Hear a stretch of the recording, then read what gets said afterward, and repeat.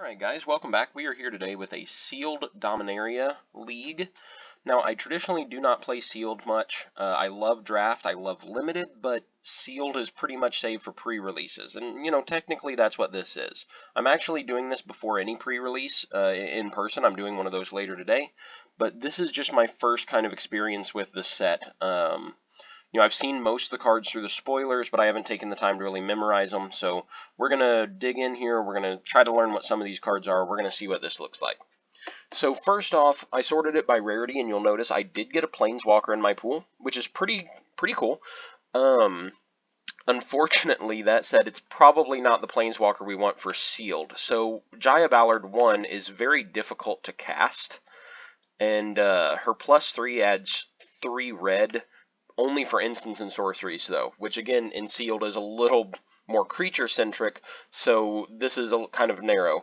The other +1 of discard 3, draw 3, that can be nice. I like that, but then her ult is again just effectively permanent flashback for your graveyard, and it's just not probably what we're going to want to be running. So maybe if we have space, we're going to run it just because we can, but I just don't see this being the sealed Planeswalker, unfortunately. So our other rares here is Josu Vetch, Lich Knight, so 4 mana Menace, 4/5, which seems amazing. And then you can kick him for 6 mana, and then he enters the battlefield with 8 2/2 zombies. That seems very good and seems like something I would very much like to play. We have Karn's Temporal Sundering, 6 mana legendary sorcery, which does not seem great in sealed being legendary sorcery. Target player takes an extra turn, and then return 1 target non-land permanent to its owner's hand. Yeah, I highly doubt we're going to be playing that. We have Torgar, Famine Incarnate, which can be cast for pretty cheap and then steals half their life total. I actually really like this card and think if there's a chance we can play it, I would like to. Yawgmoth's Vile Offering. 5 mana, it is legendary sorcery, which is not great, but it says put up to 1 target creature or planeswalker from a graveyard onto the battlefield under your control, and then destroy 1 as well. That seems like it has potential. I don't know if we're actually going to run it or be able to run it, but it does look okay. It's a lot better than Karn's Temporal Sundering, in my opinion. We have Zahid, Djinn of the Lamp, 6 mana, 5/6. You may pay 4 and tap an untapped artifact you control rather than pay the spell's mana cost, and it's a 5/6 flyer. This has potential. We have a couple artifacts in our pool here that I haven't really got to see yet, but there's potential if we're able to splash blue. It seems like just a solid card to play, a great top of the curve. Okay, so that's sorted by rarity. Those are our rares and mythics. Let's sort this by color, see what we have. I definitely want to be looking into black and hoping that we have something there. Blue seems like it could be okay. We do have 2 multicolored cards, a red-blue, Flying Haste, and when you cast an instant or sorcery, wizards get +1/+1, so it's kind of like prowess for a whole team of wizards here. And then Halar the Fire Fletcher, which is 3 mana, 3/3 trample, and then when a spell is kicked, put a 1/1 counter on it. And then he deals damage to an opponent equal to the number of 1/1 counters it has. So that actually seems pretty cool if we have some kicker spells, but it's in neither of the colors I'm already looking at here from our rares. Alright, so I'm going to start in black, just kind of see what we have. We have Blessing of Belznalok, which is a acceptable combat trick. I could see playing it. Demonic Vigor, enchanted creature gets +1/+1, and the enchanted creature dies, return that card. Not super impressed because we have 3 of them. Vicious Offering seems very good. Like, very, very good. Love that card. I think it's one of the best cards in the set. Soul Salvage, return creatures to your hand. Not a huge fan. Cabal Paladin centers around historic spells, and it's a 4/2 for 4, which is not a great stat rate. Eviscerate is amazing. That would be a definite play. I feel like we almost just play Yargle because we have Yargle, and because we can. Other than that, Windgrace Acolyte. So it's a 3/2 flyer for 4, which is not ideal, but when it enters the battlefield, put the top 3 cards of your library into your graveyard, and you gain 3 life. That's something if we have to play we would, but doesn't seem great, and Feral Abomination is also not very good. So as great as some of our high-end black cards are, we really don't have a lot of them here. So I'm going to look at blue, where another card I really rare I want to play is, and see what we have. We have Arcane Flight, which I think is a very good card, and you know, I think I've heard some people talking about it here in Limited, about it's just +1/+1 and flying for 1 mana, but I think this has the chance to just steal a lot of games if you throw it on a good creature.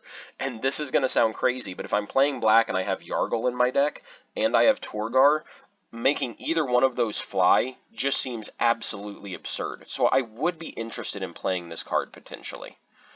Rescue, not super excited about that. Opt is okay, and if I need another card to play, Opt is never bad. We do have a legendary here of Umezawa. Creatures you control with power toughness 1 or less can't be blocked, and it's a 1/3 for 2.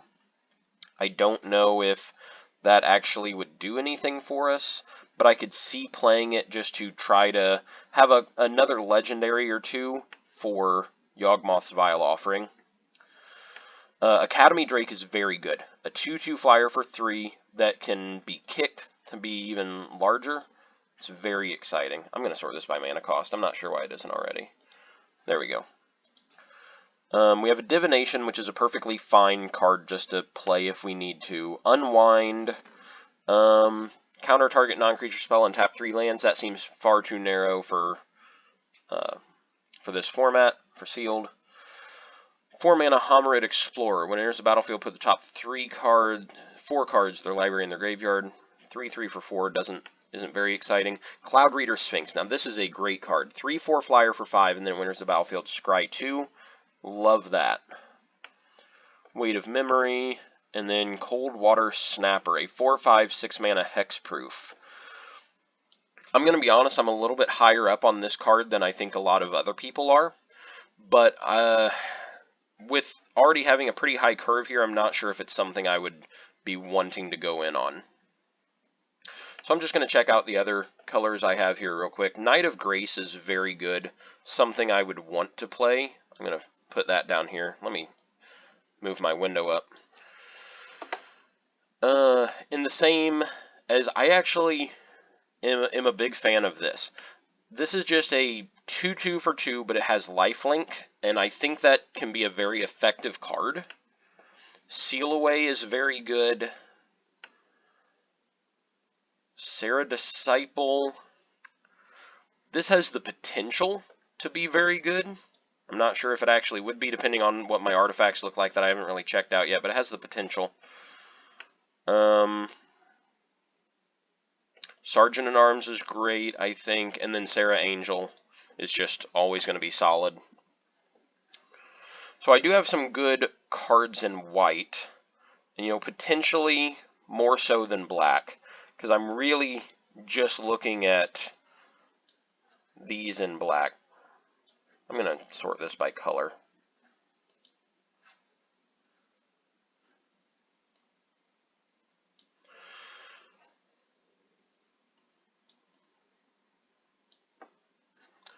In red, we have Sheevan Fire, which is one of the best commons in the set. Absolutely fantastic card.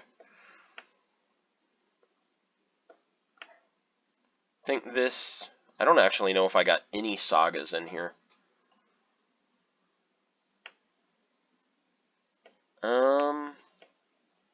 Fight with Fire is a good card. Our red is looking pretty weak, I think. I'm just not seeing a ton of stuff here. I think Rampaging Cyclops has the potential to be good. I was reading LSV's set reviews, and he made some good points about this card, that it interacts well with combat tricks if you have them, and it just, kind of draws blockers to it. I think Sizzix is interesting. Keldon Raider is pretty good. And again, I don't really want to play Jaya, and Fire Elemental is just not there. So I only have a couple cards in red. Adventurous Impulse is acceptable. Llanowar Elves is fantastic. What else do we got? I have 4 Broken Bonds, a complete and total sideboard card.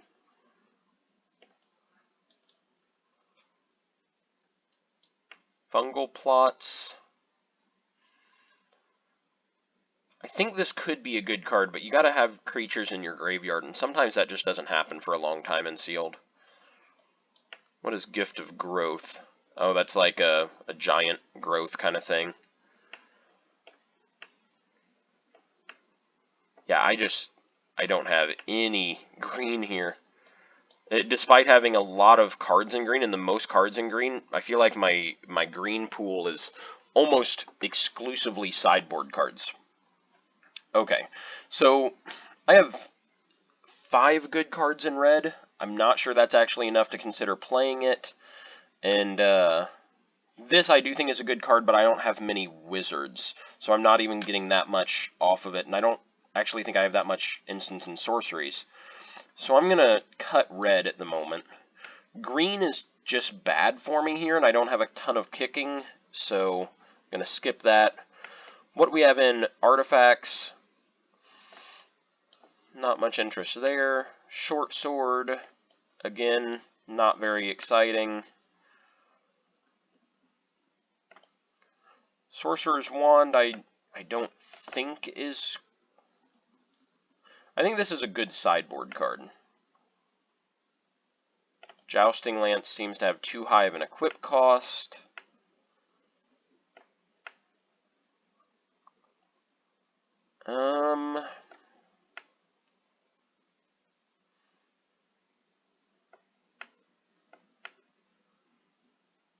I do like Skittering Surveyor. It lets you fix your mana a little bit by searching out a land.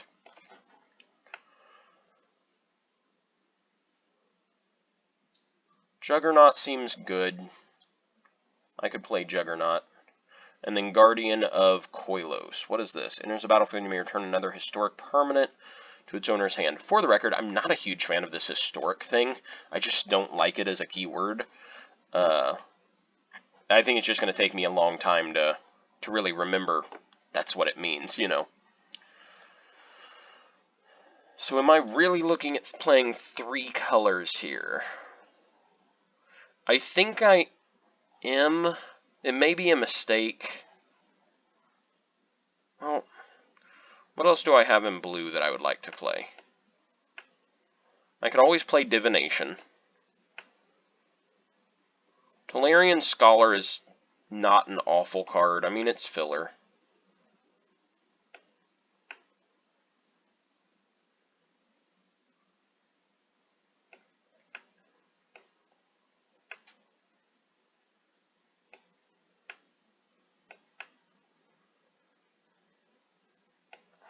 So how many legendaries do I have here? 1, 2,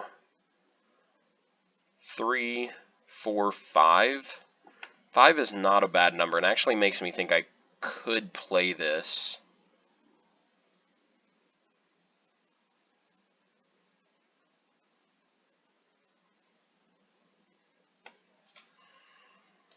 I want to play this more than I probably should.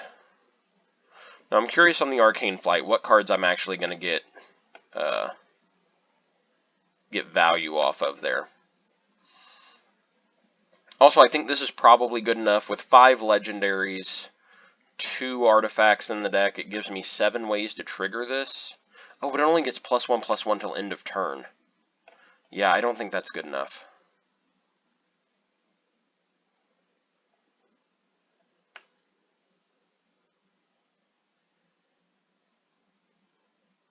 Maybe I do go in with the Demonic Vigor plan. I don't know. Well, what I'm going to do is I'm going to look at this sealed pool for a little while here. I'm going to kind of parse my way through the cards because I'm just talking and thinking a lot. And then I'll come back in a moment when I actually know exactly what I'm going to do with this and show off my completed deck. Alright, so here is the ultimate deck I ended up putting together. To be honest, I feel like my sealed pool was not very strong. And I mean, maybe I'm wrong. Maybe I'm just inexperienced with this format. It's possible. But I didn't have any multicolored cards in my color pairs, and I felt kind of stuck into going into certain colors because I had a very good high end with it. You know, the very good rares, very good top cards. But then there wasn't a lot in the other area. In the same way, I had some really great white cards, just in like the 2-drops. I was very happy with some of my white cards, but then I didn't have anything up top, anything there. So this is probably not great. It's probably going to have a rough time in the leagues, but we'll see how it goes. I'm just kind of here to get an experience with the set. So I'm going to go into my first match. I'm going to hope that going 3 colors doesn't hurt me and that my lands come out like they should. But yeah, I'll be starting my first game here in a moment, so I'll see you guys in a second.